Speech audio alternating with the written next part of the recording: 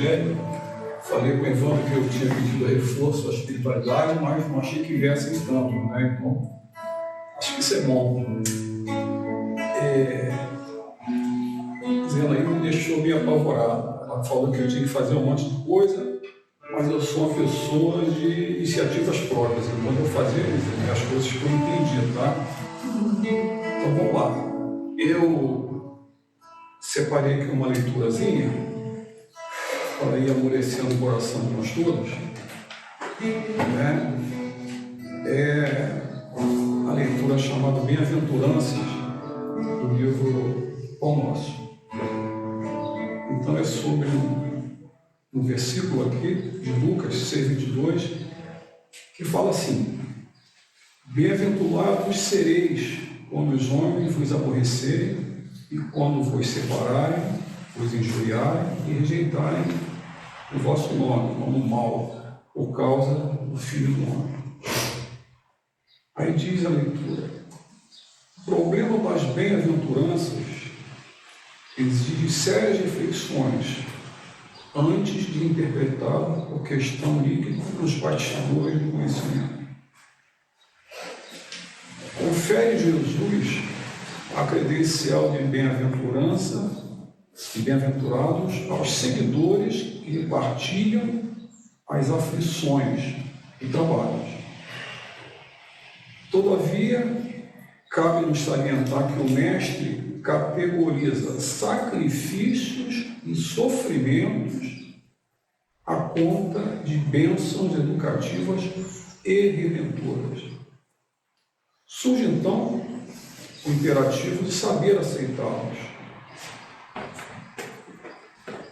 Esse ou aquele homem serão bem-aventurados por haver edificado o bem na pobreza material, por encontrarem alegria na simplicidade e na paz, por saberem guardar no coração longa e divina esperança. Mas e a adesão sincera às sagradas obrigações do título? O título é bem-aventurança. O mestre, na supervisão que lhe assinava os ensinamentos, reporta-se às bem-aventuranças eternas. Entretanto, são raros os que se aproximam delas com a perfeita compreensão de quem se avizinha de tesouro imenso. A maioria dos menos favorecidos no plano terrestre, se visitados pela dor, preferem a lamentação e o desespero. Se convidados ao testemunho de renúncia, resvalam para a exigência descabida e quase sempre, em vez de trabalharem pacificamente, lançam-se às aventuras indignas de quantos se perdem na desmesurada ambição. Ofereceu Jesus muitas bem-aventuranças.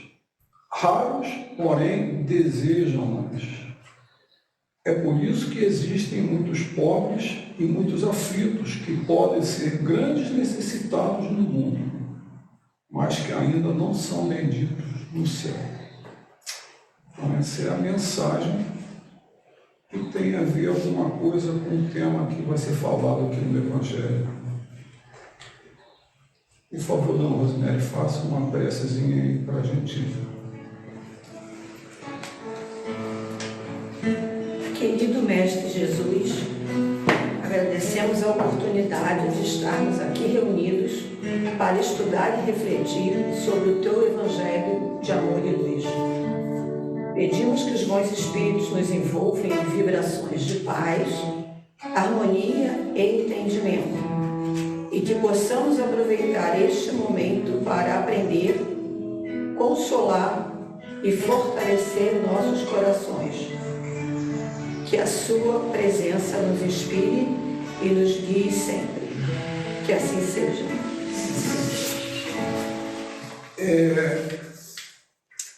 Nós escolhemos um tema aqui do Evangelho segundo o Espiritismo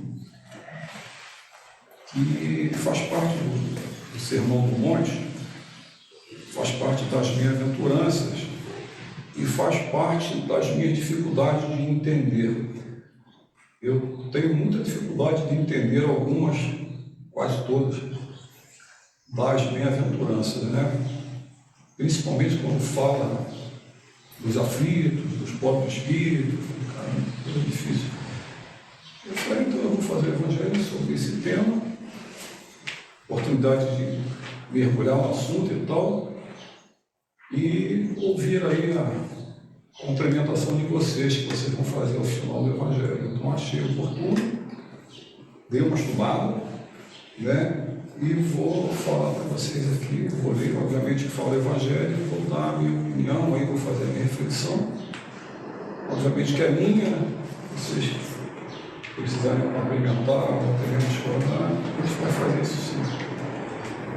Então, esse capítulo 5 do Evangelho, o título dele é Bem-aventurados, né? E é um capítulo muito extenso, longo mesmo, até mesmo se fosse uma simples leitura, sem qualquer reflexão, tinha levar horas aqui. Então, segmentei, peguei uns 3 ou 4 itens e nós vamos falar sobre esses 3 ou 4 itens. Né? Então, começando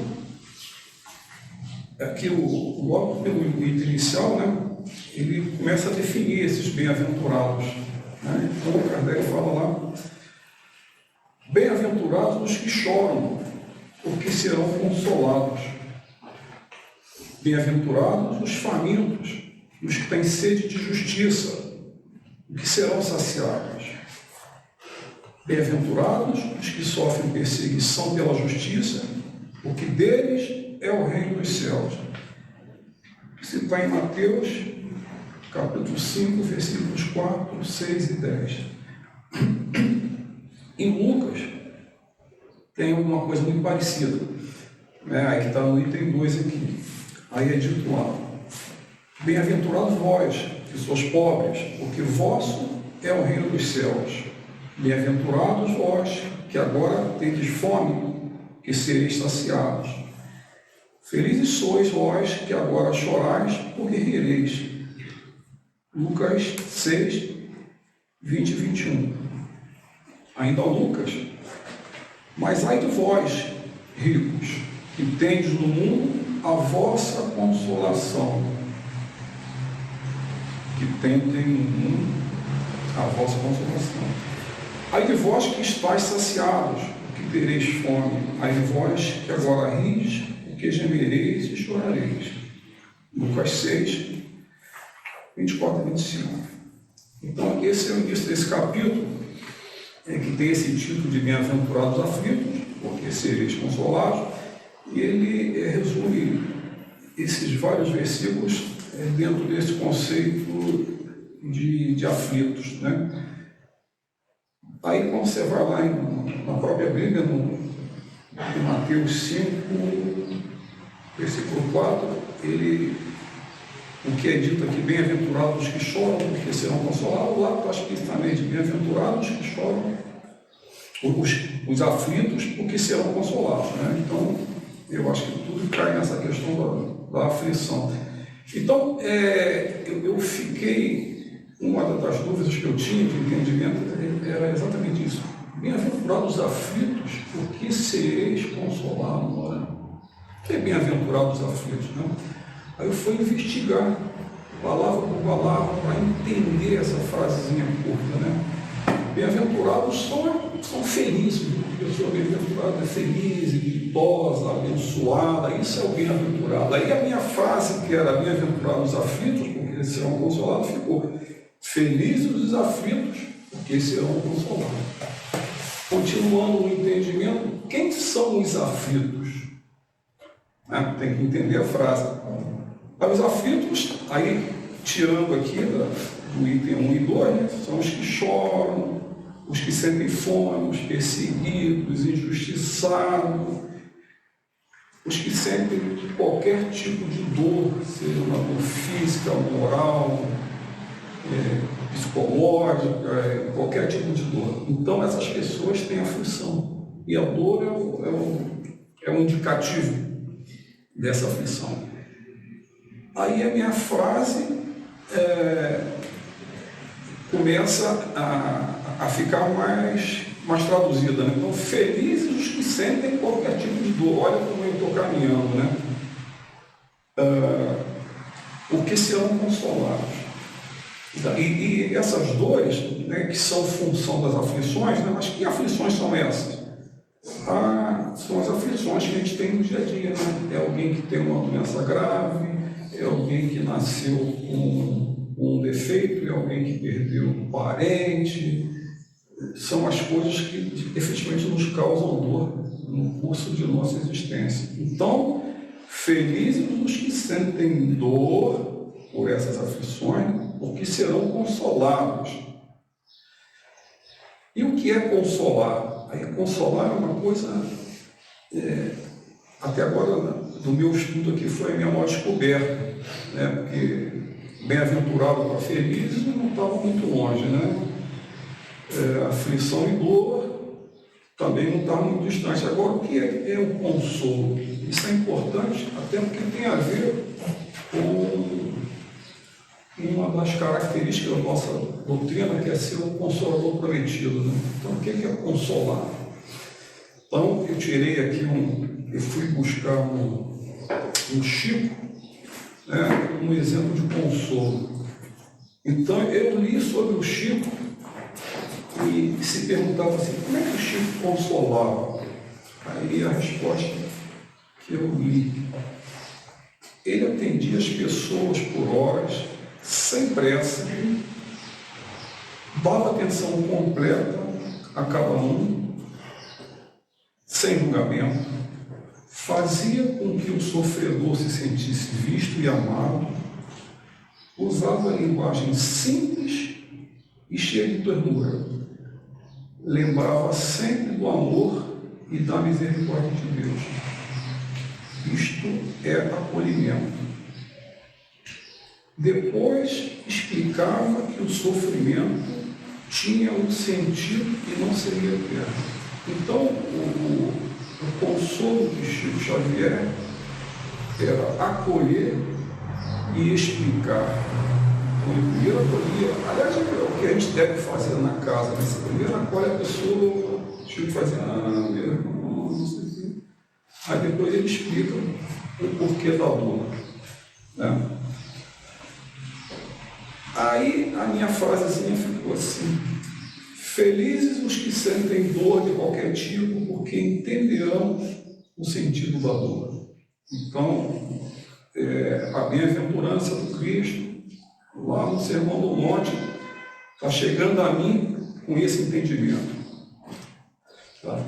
E essa questão da dor, ela é fundamental para essa bem-aventurança. Aí, de novo, eu me socorri com uma figura que eu gosto muito de ouvir, que é o Haroldo Buda, e numa das palestras dele, nos podcasts dele, os inúmeros que ele tem, eu me recordava de ele ter abordado um tema semelhante, eu ouvi de novo e peguei um trechinho da fala dele lá.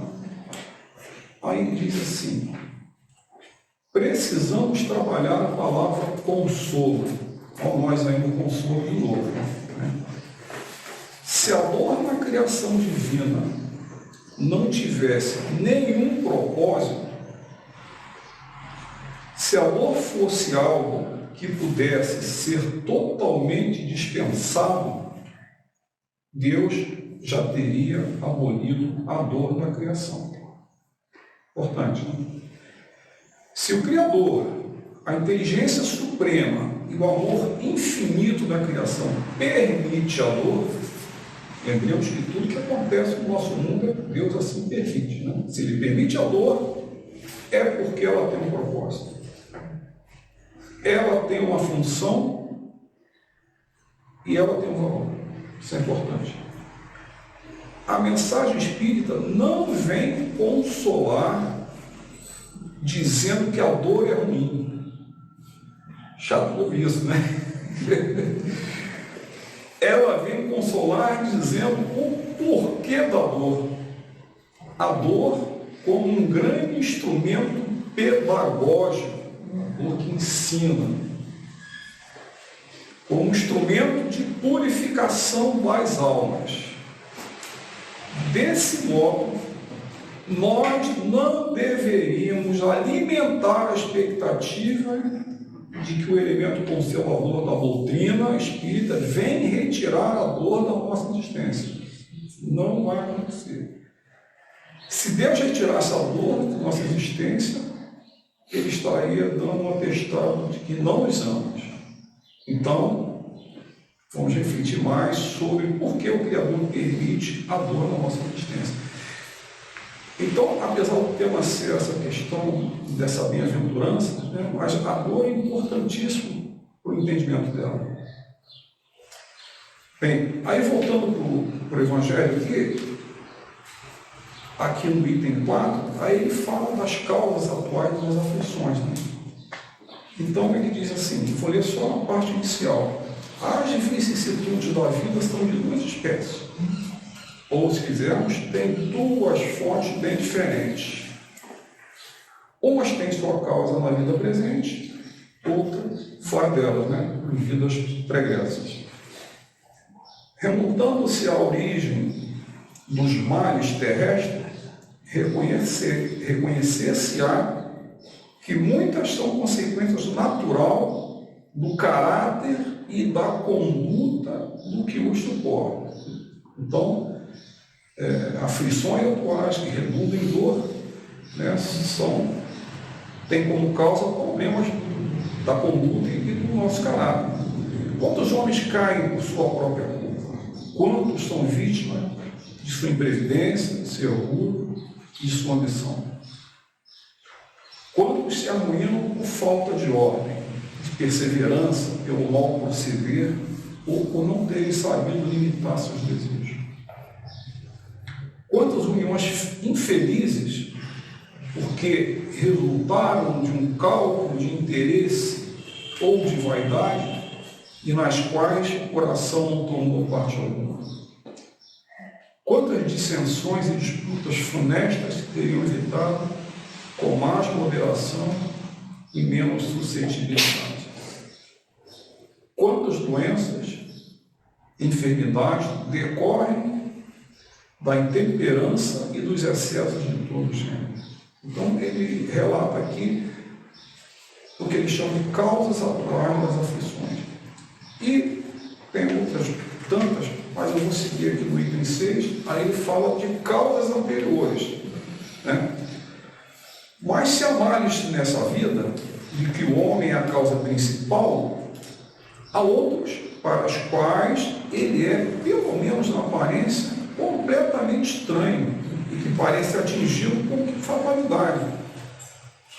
Né? Então, por exemplo, a perda de entes queridos, há dos que são o amparo da família, tais ainda os acidentes que nenhuma previdência poderia impedir, os reveses da fortuna que frustram todas as medidas da prudência, os flagelos naturais, as enfermidades de nascença, sobretudo as que tiram tantos infelizes,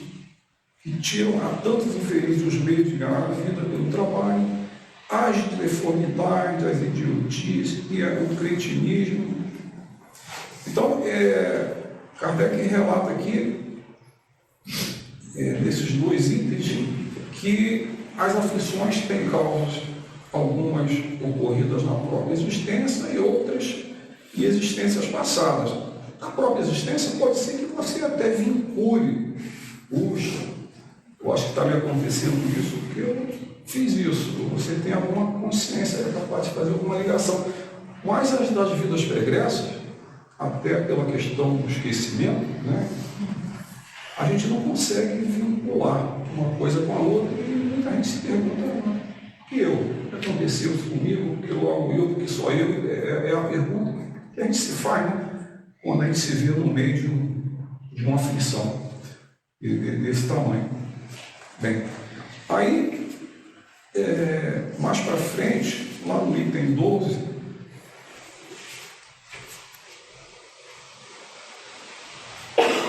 tem um título assim, motivo de resignação. Aí é dito, por estas palavras, aí vem a bem-aventurança. Bem-aventurados os aflitos, porque serão consolados, Jesus indica, ao mesmo tempo, a compensação que os espera os que sofrem, e a resignação que abençoa o sofrimento como prelúdio da cura. Aí vem uma traduçãozinha aqui embaixo. Essas palavras também podem ser traduzidas assim: deveis considerar-vos felizes por sofrerdes, porque as vossas dores deste mundo são o pagamento da dívida das vossas faltas passadas. E essas dores, quando suportadas pacientemente na terra, vos poupam séculos de sofrimentos na vida futura.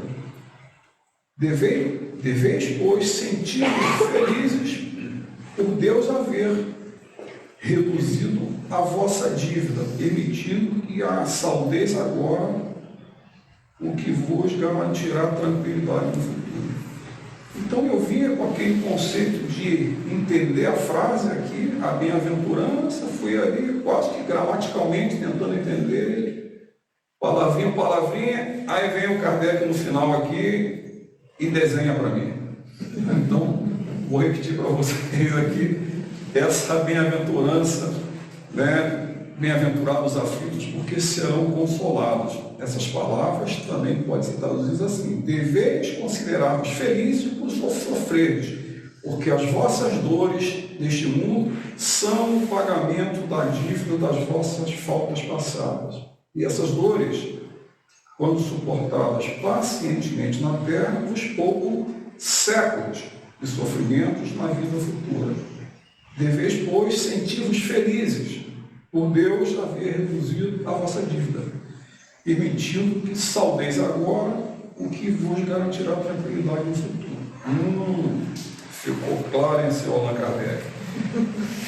Mas aí eu tinha, antes do Kardec, eu tinha escrito assim, né, sobre essa questão lá dos aflitos. Né? Deus é amor, é Pai de infinita bondade e justiça. Deus não permitiria que houvesse a dor se não houvesse um propósito.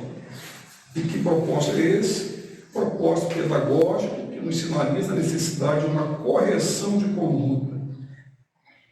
Ainda tem mais uma colocação minha aqui. Eu pensei assim, olha, sem uma base espiritual forte, como a da nossa doutrina, fica difícil entender isso aqui e mais difícil ainda aceitar, porque as pessoas que não têm uma espiritualidade, o cara não está preocupado com vida futura, está naquela frase, que é uma frase em latim chamada carpe diem, todo mundo já deve ter ouvido, né? Que é mais ou menos assim, viva a vida, né? Então o cara que está nessa de viva a vida, ele não está preocupado com a encarnação, né, futura. É igual a pessoa que não poupa um dinheirinho para quando chegar na velhice ele ter uma tranquilidade maior, o cara quer gastar e tal. Então a pessoa que não tem uma espiritualidade forte, né, bem assentada, não vai entender essa bem-aventurança nunca. Por que eu vou sofrer agora? Sei lá se vem a premiação depois, isso não vai acontecer. Né? Então é muito importante que a gente tenha essa solidez espiritual que a doutrina nos traz, para que a gente possa entender, e aí entendeu, já entendi, e possa aceitar, aí já é um passinho maior. Então, essa é a minha reflexão sobre esse tema que eu tinha, ainda tenho, né, dificuldade. Queria ouvir de vocês aí, se vocês pudessem complementar e tal. Tem muitos professores. Eu penso que quando a gente compreende, né, a dor, né, o sofrimento dessa vida, desse momento atual, né, eu vou descobrir que ela não é eterna, né, que existe uma próxima etapa, né, assim como de repente eu perdi um ente muito querido meu, eu sei que lá na frente eu vou revê-lo. E a gente pode viver momentos muito felizes novamente e etc, né? Então, eu penso justamente, eu acho que ele trouxe um tema muito bom, né? Principalmente para a atualidade. Eu acho que todos nós aqui temos, cada um tem a sua história e o seu momento feliz e o seu momento de dificuldade, né? E eu acho que tu trouxe realmente para nos clarear a mente, né? E eu achei assim que até, como tu comentou, iniciou falando, tinha dúvida, fui pesquisar, era uma dúvida que eu tinha e não sabia. Fiquei sabendo quando tu começou a falar, né? E realmente para mim fez total sentido assim também. Me ajudou bastante as tuas palavras, a entender essa passagem. Também, né, toda a descrição e explica em todo momento inteiro, né, do Evangelho. Ele explica assim como tu trouxe, né, que lá depois, né, no final, a Kardec me explica ali o que ele estava querendo dizer com tudo isso das questões das aflições, né. E eu vejo principalmente que a questão das aflições é a resignação, que a gente precisa ter a resignação por tudo, né. E a gente aprende com isso. O Cristo Consolador, o consolo da doutrina espírita, ele vem exatamente nos trazer esse consolo, essa resignação, para que a gente possa aprender a cada dia nos melhorar um pouquinho mais, entender as nossas dores, entender as nossas dificuldades. Então, esse que é o X da questão, vamos dizer assim, eu vejo. Eu lembrei da questão 132 do Livro dos Espíritos, que fala sobre o objetivo da encarnação. E ali nos fala que a nossa encarnação é um processo realmente de aprendizado, de evolução para o espírito imortal. Que nós vamos, através das reencarnações, desenvolvendo as nossas potências, nossa inteligência, nosso raciocínio, desenvolvendo as nossas virtudes. É um processo de aprendizado. E nesse processo a gente vai resgatando também aquilo de errado que a gente fez em vidas passadas.